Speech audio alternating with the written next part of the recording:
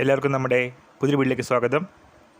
നമ്മുടെ ഇന്നത്തെ video LSGA secretary, police SI, Kerala bank assistant manager ഉൾപ്പെടെ വിവിധ തസ്തികകളിലേക്ക് മെയ് 11 PSC നടത്തിയ ഡിഗ്രി ലെവൽ എക്സാമിൻ്റെ കട്ട് ഓഫിനെ സംബന്ധിച്ചിട്ടാണ്.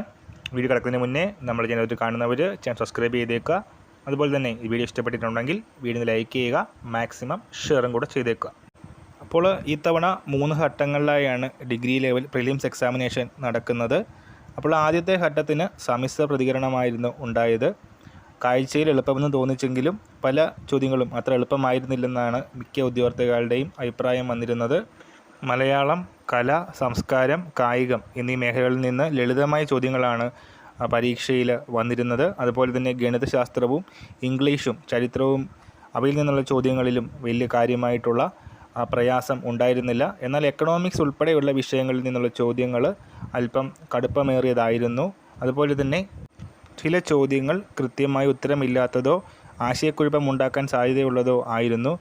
അതുകൊണ്ട് തന്നെ പ്രതീക്ഷിക്കുന്ന കട്ട് ഓഫ്, ഈ ഡിഗ്രി പ്രിലിംസിന് പ്രതീക്ഷിക്കുന്ന കട്ട് ഓഫ് 50 മാർക്ക് മുതൽ 60 മാർക്കിനുള്ളിലായിരിക്കും എന്നാണ് വിലയിരുത്തുന്നത്.